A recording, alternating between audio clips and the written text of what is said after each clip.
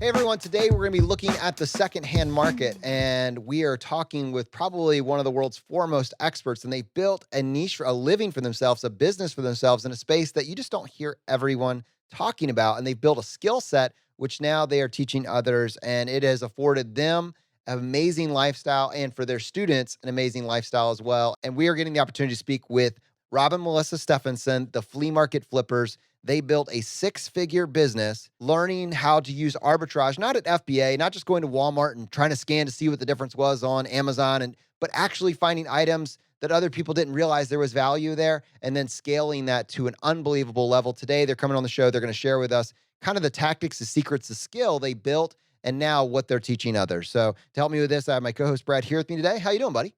Hey, Jonathan, I am doing quite well. And yeah, you're right. When I first heard fleamarketflipper.com, I was just super excited to learn more about what they're doing. Because to your point, arbitrage, we've heard about that, right? It's taking advantage of the differences in price between markets, right? And most people do it through that FBA, the fulfillment by Amazon. But they're actually doing this via flea markets. So again, just incredibly interesting. And they're making not only a full-time living, but a wonderful, wonderful income for their family. And it's just really incredibly interesting because it's about skills. At its heart, that's what we're doing here. We're learning the skills. And Rob and Melissa are going to teach us what they're up to. This is so cool. So with that, Rob and Melissa, welcome to Choose FI.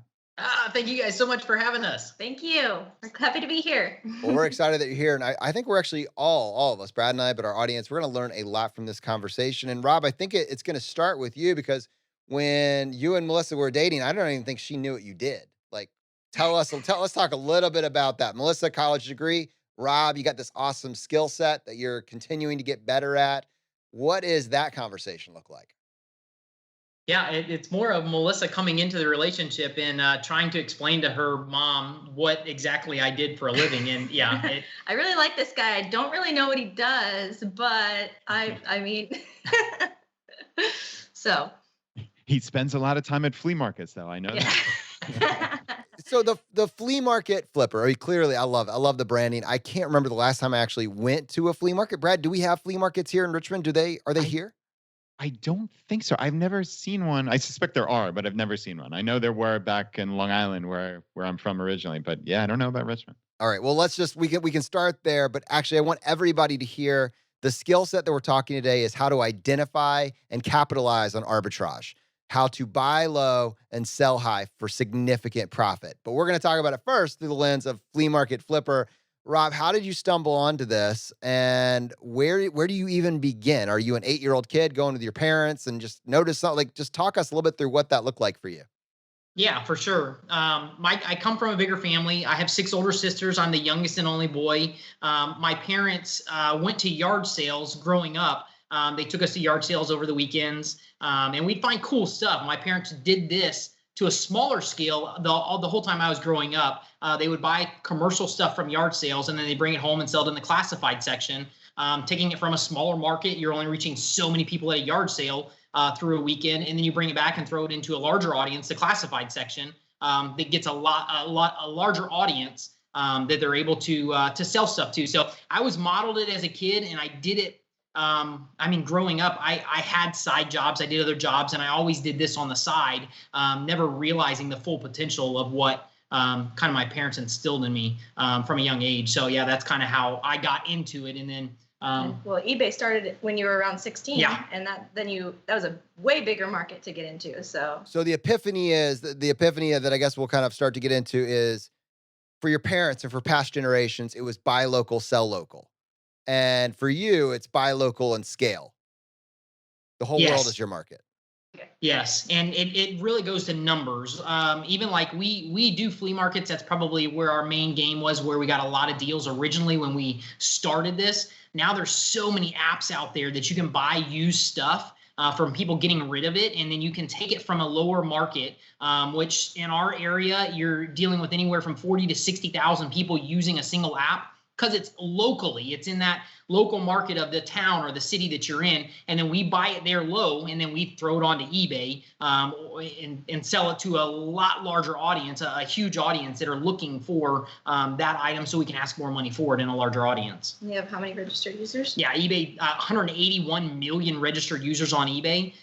So just the numbers alone, you see when you're dealing with smaller numbers going to larger numbers, I mean, you're going to deal with a lot more people looking for that specific item. So I guess my first question is, are we talking about individual items, or are you talking about lots of things, or like trying to get things in bulk? How does this work when we're talking about like these particular apps and flea markets in particular? Yeah, our business model is a little bit different than other resellers. We capitalize on larger items. So locally, when we find those larger items individually, for instance, a commercial exercise machine, commercial restaurant equipment, we don't only do that stuff, but we're looking for those items locally for a business that went out of business and they have to get rid of the stuff. Or just an individual who has it and they're moving and they're getting rid of stuff. We look for those higher retail items that are going to make us a ton of money when we get it to a larger audience and they're willing to pay more for that. So yeah, we're not doing bulk. There are some resellers that do bulk. They buy pallets, they break it down. Last year, how many sales did we have last year? 89. So we did 89 sales last year to produce $80,000. And so our business model is work less, but make more money on the flips. The higher profit items is where. Oh, that's incredible. So, right. So you're not buying 1,000 toasters that you're hoping to make $4 off of. You're buying a $5,000 treadmill or some such. And, so you're getting something expensive, like a multi-$1,000 piece of exercise equipment and selling it for $1,000 profit or some such. So I guess my question is, at that higher price point, is there less competition just by sheer virtue of people not having the cash to pay for something like that? Is there, and therefore, is there a higher margin on the more expensive items? You have less people looking for the item, but the people we're still selling it for half of retail. So somebody looking for the item, they want this for their restaurant, they want it for their gym or whatever it is, or even personal, people want it for their personal gym or whatever it is.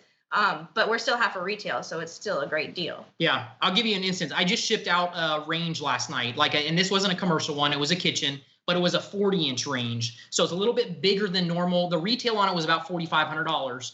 We paid $200 for the range on OfferUp while we were traveling over the summer, right? We did a road trip. But that's beside the point. But anyways, we paid $200 for that range. We brought it back to Orlando, and we sold it on eBay in less than 2 weeks for $2,800. So that gives you an idea.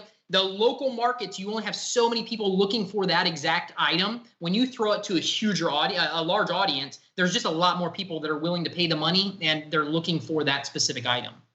Yeah, that's fascinating. It's funny.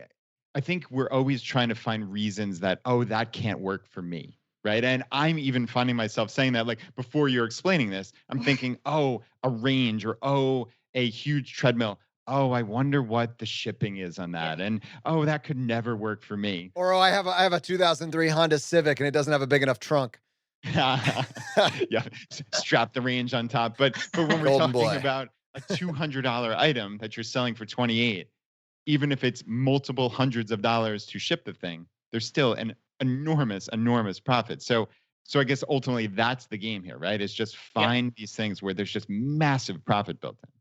Yeah, and to your point too, you might be looking at it with a Honda Civic and you're like, how could I ever do that? You can go rent a truck from Lowe's or Home Depot for $20, go pick up that item, bring it back, take pictures of it, and that item cost me $135 to ship. We have the corner on the market for freight shipping. That's why we teach it. But we've learned throughout the last 5 years, we've worked with different freight companies. We've got we honed in on our freight skills that we're able to ship amazingly large and heavy items for very, very reasonable prices anywhere in the country. That thing I think went to Illinois, from Florida to Illinois, and cost me $135, which is insane. It's a big range on a pallet. So, but yeah, that just goes to anybody can do it. We don't always recommend people just jumping in, finding, flipping, and then saying, okay, I'm going to figure out how to do this. I'm going to go buy a truck, buy a trailer. Yeah. We definitely do not. No. Well, that's actually exactly what I want to talk about, because we're talking about your business now after doing this for well over a decade. I want to talk about the evolution and where like people start, because there it is, like, even in the early days, if we were to go back maybe 5 or 6 years when your business was probably making 20 to 40,000, somewhere in that range, your model and the apps that were available, et cetera, probably looked different at that time. So I'm curious, like, how were you able to put your foot into this without committing to, all right, I'm gonna buy a 20,000 pound piece of equipment, that I have no idea how to ship, no idea how to store, no idea how to price. Like, in the early days, what did the risk-free version of this look like that allow you to kind of dip your toes in the water and be confident with the underlying skill set, which is how to assess value on something that no one even knows what it is? Yeah, definitely. Go, you want to? Well, I was just going to say, Rob's always shipped the little bit larger items. We didn't get into freight shipping until about 4 years ago. That's when we really jumped into the freight shipping. But he's always done like the FedEx and the UPS, so the little bit bigger items, and not the shipping through the post office. And that still separates us from a lot of resellers, because a lot of resellers do just the smaller items. Post office. So, and people are still afraid to ship items that go in a box. So just learning that shipping and getting comfortable with that has helped a lot too. But yeah, and when we teach people how to do this, we tell people, start where you're at. You don't know if you're going to like this business. Don't go out and buy a truck. Don't go out and get a storage unit. Don't go out and get a trailer, all that kind of stuff. You start with the small stuff. All of the students that we coach, we tell them to start with stuff in their house that they're going to donate to Salvation Army. Learn the system before you actually jump into it feet first. Learn how to do pictures, how to do a sale on eBay, and then slowly but surely build your confidence, and then start to, if you enjoy it, if you love it, then start to progress up to the next level. And that's exactly how we did it. I didn't have a storage unit when I started. I had a spare bedroom that I took pictures in. I boxed everything up. I stored stuff in my closet. I mean, that's how I started. And now, we're a lot bigger. When we first got married, we lived in a 575 square foot house with no storage, 1 bedroom, 1 bathroom. And so we bought a little shed finally for the backyard. And that was where we just did everything out of the little shed. And that was it. Yep. So. What is the amount of time on average that you end up holding on to items that you end up buying and obtaining and purchasing? Like, do you still have stuff that you're still trying to offload from 3 or 4 years ago? Or do you kind of have a give up point where it does just go to Salvation Army? The majority of the time we do the research on an item before I buy it. So I'm sure you guys will get into this a little bit more later, but you can research everything with eBay before you actually buy it. And we're making crazy. I was at the flea market over the weekend. I found these 2 crazy looking. I didn't know what the heck they were, but they looked really expensive. So that's cool. And it had a price tag on it from like a thrift store of $400. The guy was only asking $10 for these things, $10 a piece. That was his price. He got them from a thrift store, whatever it was. It was stainless steel. I knew one of the valves on it was worth $20. And they're, like I said, it's a weird looking thing. I had no idea what it was. I walked away, did some research, saw that the retail on these items were over $1,500. I don't know where the guy got them from. I have no idea, but he was just trying to liquidate them. So I paid him $10 a piece for them. I brought them home, took some pictures of them, and listed them on eBay for $1,000 a piece. So for a $20 investment, we should be able to make $2,000 on it. Now, getting back to your original question, that stove that we sold, we had it for 2 weeks. We do have some stuff where the profit is so much higher that we'll sit on some stuff for a while just because I want to get the profit out of it. And I know we're usually 50% on retail for an item. I know that people are getting a good deal, but it takes the right person to see that item and need it before they'll buy it. So yes, we do hold on to some things for a while, and some things we don't. They sell in a week or two, and it just depends on what we get, but we do all the research before we actually buy an item. But to clarify, you have nothing that you've been sitting on for 3 years. He does. Yeah, I probably do, but the profits are there. Okay, no, that's fine. So you're saying there's a $20,000, $30,000 profit here. I'm going to keep figuring out what it needs to find the right buyer, and in that case, I'll sit on this, a year or more for a couple items. 100%. Now, I think you actually teed us up for really the heart of this question, which is, what are the skills that you have had to learn, like as you've kind of worked through these? And I know you guys teach some of this stuff, so obviously, like you have a whole course for this. But at a macro level, it's not just one skill set; it's several. And I'd love for you to kind of share different tools and what you found valuable. But if we to work through them, one is where do you find the deals, right? So that's one. And then two is how do you research and assess the true price? And then three is how do you make the strategy for making the offer? How do you make a compelling offer to get it at a low price? And then four is how do you like create a funnel of like how do you market this to the outside world? What tools do you use to market it externally? And then five is how do you take graphics and images? That's all kind of a subtitle on that under that marketing thing. How do I use pictures and media and graphics to allow myself to rise above the competition? And then six is how do I deliver? Like, and am I missing anything else? Is there anything else that you would add on to this?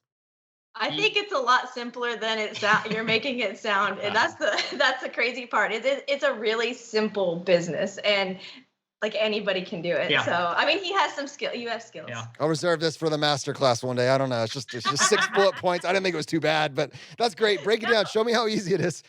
Yeah, sorry.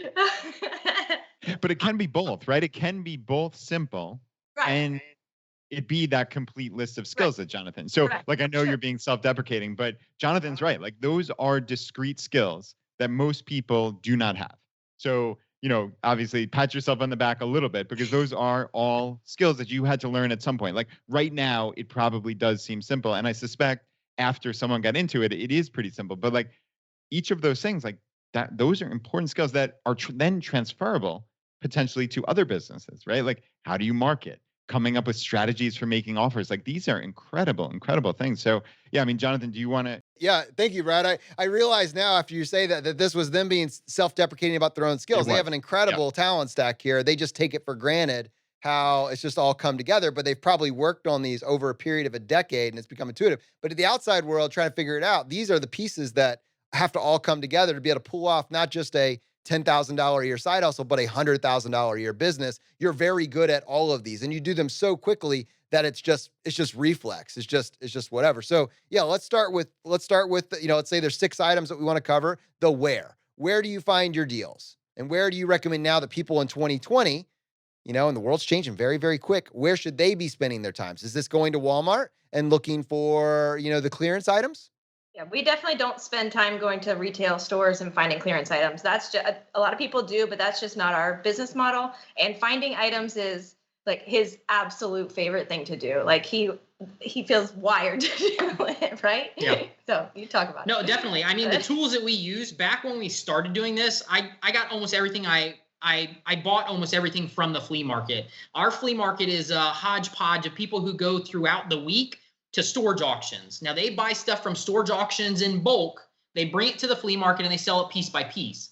I don't have to buy at a storage auction because I go to the flea market and buy from these vendors. What you want. Exactly. I pick out what I want. I pay a lot less than they paid for the whole lot for the item, but I know how much it's worth before I buy it, and I'm able to do that. Now, that being said, when we first started the business, that's what we had to do. Now, I can sit in my lazy boy for 10 minutes at night and I scroll off my 2 favorite apps. The tool, like you're asking for the tools, my 2 favorite apps are OfferUp and Facebook Marketplace. I can look on there at night, any given time of the day, I can jump on there. In Orlando, we have a pretty, they're posting tons and tons of stuff every single day. I can jump on both of those apps at any time and find an item that I can buy or offer somebody some less money for that item to where I can make a good profit on it. And you can do that almost any time in larger cities because people are liquidating. People are getting rid of stuff. They need to make money, and that's where they're doing it. So those are 2 tools that you can sit in your house and you can source from your lazy boy chair, and then you have to go out and buy it or get the people. We have people in our course that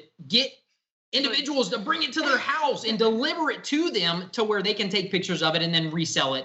So yeah, there's just many, many ways, but that is your first question. The tools that we use are OfferUp. I mean, there's tons of them out there. OfferUp, Let Go. Craigslist is one of the oldest. When we're traveling, I jump on Craigslist and look for items for sale. Let Go, OfferUp, Facebook Marketplace, any resale app. There's yard sale apps as well. Yeah, so any of those are the best tool to be able to source your items from. And you're still looking local. That's within an hour of your home. Is that accurate? Yes. All right, guys. So that all makes sense about where you're finding it. But I guess my next question kind of ties into that research and trying to figure out like, is there a market, right? Is sure there might be a price that also you need to determine, which is a big aspect of this. Like, is there a market? What type of profit margin are you looking for? I know you're saying these more significant profit margins, but like, what does that mean? I guess like, what would be the floor, the minimum profit that you're looking to make from an item? Yeah, definitely. Or maybe even for your students at this point who are just getting started, you're probably a little bit more risk tolerant with as much time as you've had in the game.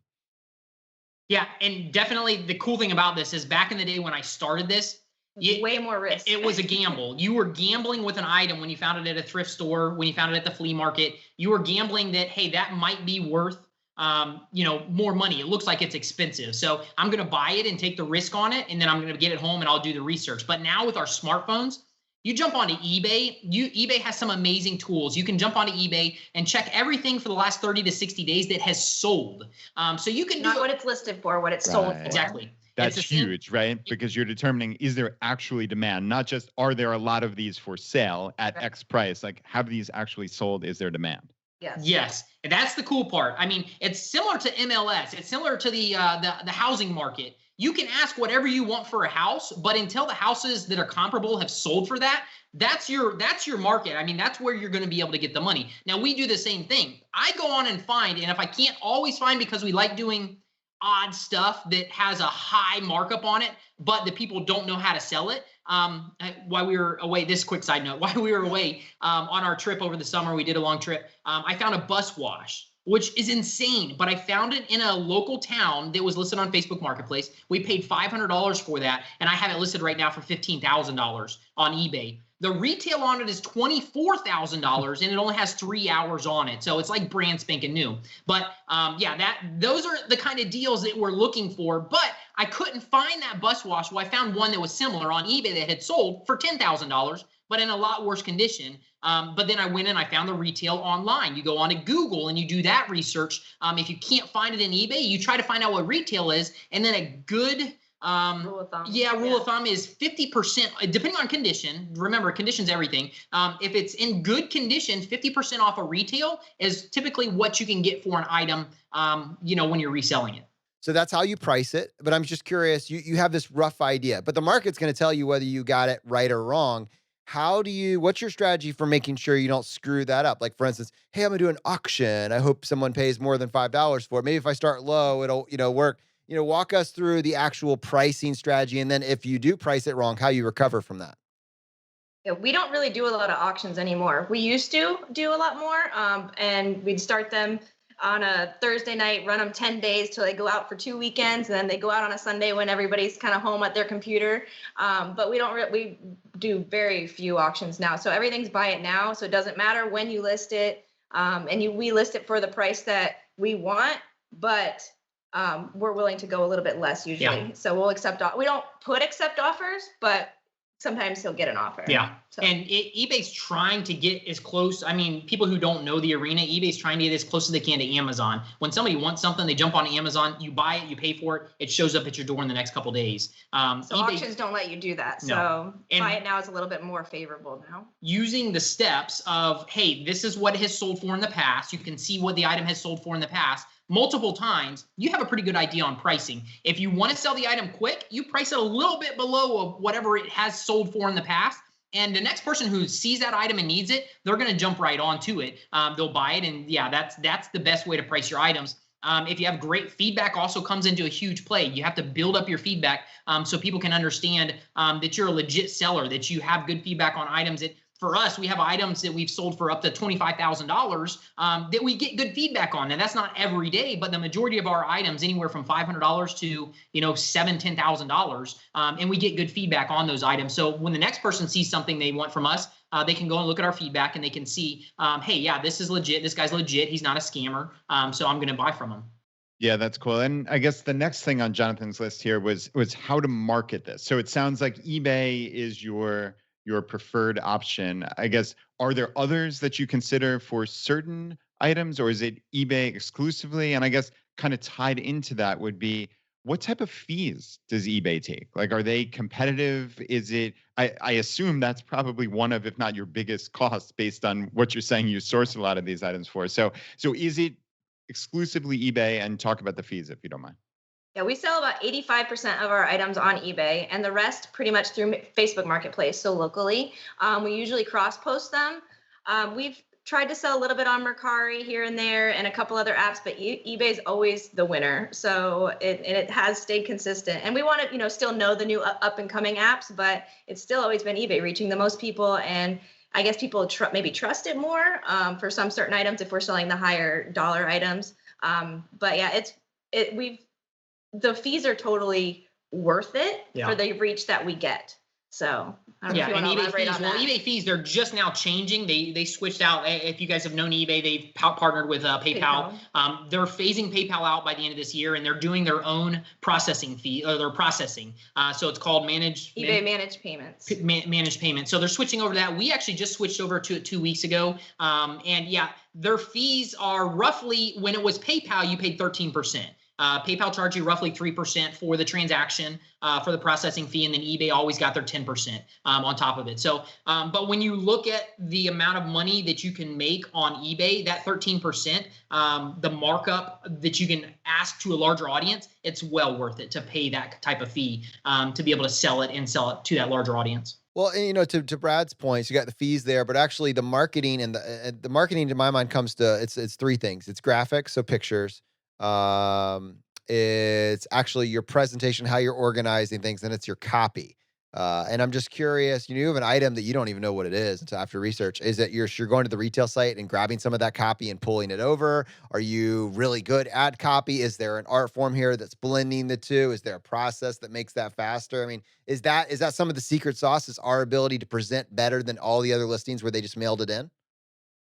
Yeah, pictures are huge. Taking good pictures, good clean pictures, nothing in the background. You'd be surprised at how many pictures people post of just stuff in the background, and you're crazy. Like, yeah, and you can actually get good deals on those items locally when you can't even tell what they're trying to sell. But on eBay, just good clean pictures, and we still use our iPhones for everything. Yeah. So we don't use a professional camera. We just have a nice clean background, clean pictures, and good titles. Descriptions, or you can talk about descriptions, but titles having as many words in the title that somebody's searching for, because it's a search engine. eBay is a search engine, and those searches come up on Google too, which is super helpful. Yep. So yeah, your title is the most important, and it doesn't have to really be about copy. It has to be about the buzzwords that somebody what your buyer's looking for, what they're going to type in to find that item. So titles are everything. As for the description, absolutely not. I mean, my descriptions are horrible. I give 3 or 4 sentences about the item. We always give disclosure since we sell used stuff. Almost every item that I sell, I'll say this item's used.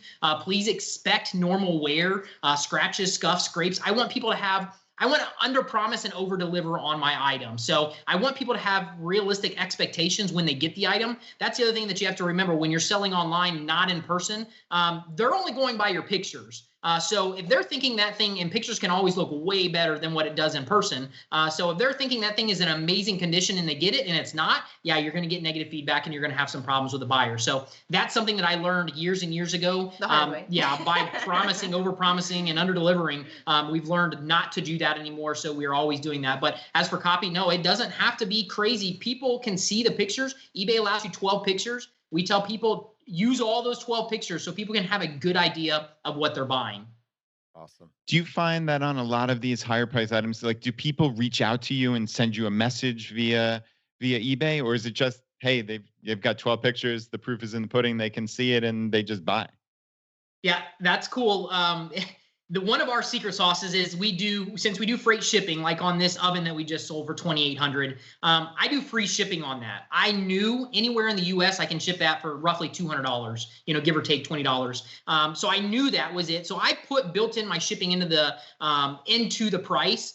To where if somebody, and I think just about myself, if I'm jumping on there and I find an item that I want, I don't really want to email the buyer and start going back and forth with the buyer trying to figure out, okay, is this going to be right for me? Is it this and that? And the guy that bought the oven, he never emailed me once. I never got an email from him. And the transaction, he put my shipping address as commercial because that's what I require for the shipping. But that was the only the correspondence that we did back and forth. was him buying it, leaving me one note, then I packaged it up and I shipped it. But you do have some people for some larger items to write in and ask questions. Yes. And that's normal. We just answer the questions.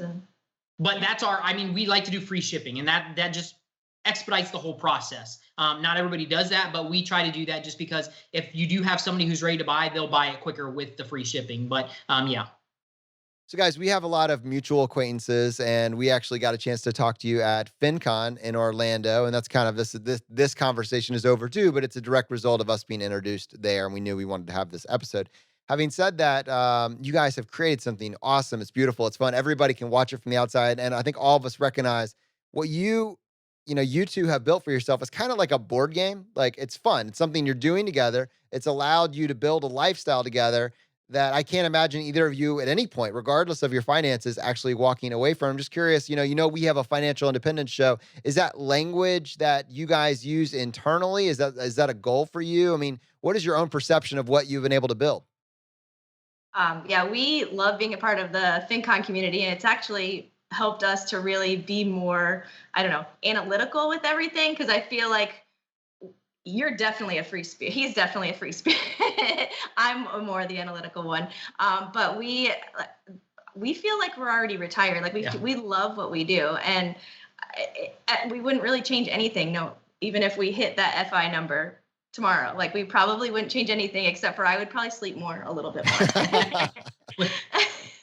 We enjoy our kids. We travel. It's our lifestyle right now. Like I said, it feels like we are retired. I'll do this until I die. I'll do flipping, and it's just because I love it. I love it. It feels like it's what I was meant to do. So yeah. And so, that's incredible. And that's what FI is all about, right? Is finding what we genuinely love about life, whether it's, this tiny little portion of your life, which is your job, if you will, but family, community, all these things that we want to get out of the precious time we have here. And I'm curious, so just actually talking about the time spent, let's say, I know you guys do teach other people this, but let's just talk about, I think you said, Melissa, like 89 items you sold last year or something right around there.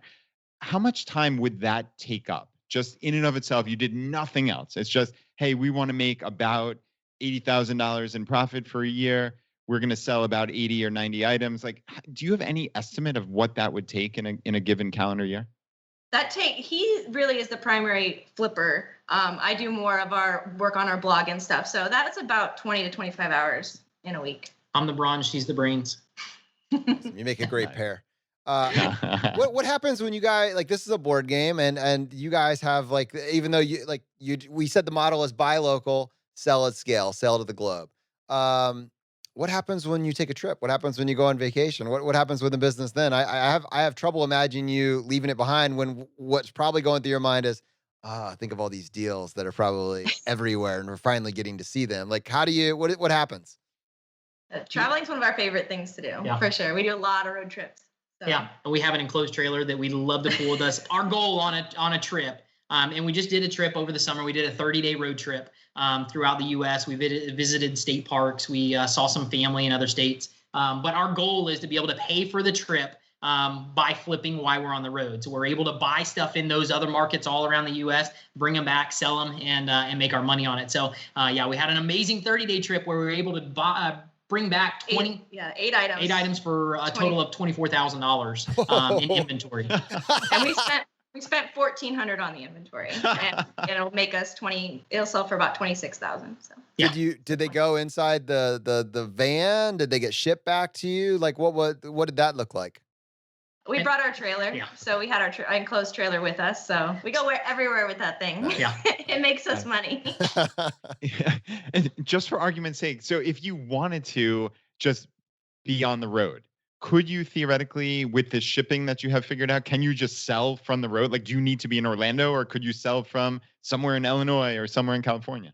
Absolutely. Is the only downfall to it would be my tools. Having it, but I could easily pack the trailer with the right stuff that I needed to be able to ship from anywhere in the U.S. Yeah, and you can do it anywhere you're at. If we're on the road and we wanted to live that lifestyle for a year, we could 100% do it and make a great living at it as well. Man, this is the gift that keeps on giving. It's such an amazing story. Yeah, I was just thinking about, when you're talking about your kids or your family or people in your sphere of influence, and you're understanding kind of what you've built for yourself, and like Melissa, you went to college, Rob, you didn't. Like, what is your thought on that, that interplay between college degree versus, just skills, and how are you messaging that, communicating that to your kids? I was definitely on the side of you have to get a degree, like go to school, get a degree, go to college and get your degree and get a job. And then after marrying him, everything kind of changed a little bit. So my mindset has done a whole, a whole 180. And we really don't think we're going to promote college much to our kids. I mean, if they have something they love and they want to do it and they need a degree to do For it, sure. then for sure. But if they're just going just to go to get a degree, then it's not going to be something that we really push for them. We want them to Yeah. go do something they're passionate about. So, All right, so we've been talking very loosely about and the underpinnings. We've kind of heard that you guys are offering a course, and you guys have had. I was just looking on your website, over 600 students actually start to pick up this skill, and I'm just curious, like, are they learning what we talked about, some of the skills that we talked about practically, how to implement it in their own area, and what is the feedback that's coming back from your students? yeah, this has been so fun to get to see people do the same thing. Like when we first started in 2015, and we're like, okay, we know we can do it, but can we really help other people do it? And so it's been so fun, especially the last couple of years. But we've helped people from absolutely no flipping experience whatsoever, like has no idea to get started. Like that's kind of one group. And then the second group is people who have already had a little kind of dabbled in it already have an understanding, and now they want to scale their business and go freight. And now those are the ones you're really excited Yeah. for, because he loves the freight shipping. So those are the kind of the second group of people that we've been able to help. So is that really the secret sauce, the freight? For scaling for us, I mean, to go big, yes, the freight was what took us to the next level, is being able to do those larger items and being able, yeah, it's just higher profit. So yeah, 100%, that's what scaled us. I'm looking on your website here, and I've got it pulled up on the screen, and I'm just looking at some of the success stories. How this couple who adopted 6 kids made $26,000 last year in their flipping hobby. How this family used eBay to pay off $65,000 of debt in 14 months. How this single mom went from working 2 jobs to making $5,000 a month on her flipping side hustle. How this mom of 6 made $3,187 in one flip by gaining confidence and shipping large items. These are real people. These are real transformations. And while it seems like the entire world is hell bent on saying, yeah, well, if you don't like the choices you made in your mid 30s, you probably need to go back to school and get another degree, to get into another industry. Or like, this is a skill set that you can start using right now, no risk. You understand exactly what the framework is, what the opportunity is, and what you need to do. And you can just transform your life just by adding a few skills. I think that's why we get so excited about this. So I know you guys have a webinar where you actually walk through all this stuff, and you do have a paid course where you teach everybody this. We've actually just set up like a pretty link. If people want to just start, find out more, and check out the webinar, they can go to choosefi.com/flip. Again, that's choosefi.com/flip. And then I would just say, Rob and Melissa, if people want to find out more or they want to connect with you, what is the best way for them to do that? Our blog, just fleamarketflipper.com. And then our email is rob@fleamarketflipper.com or melissa@fleamarketflipper.com. Awesome. Thank you so much for coming on the show, guys. You guys rock. Thank you so much. This was a blast. Thank you.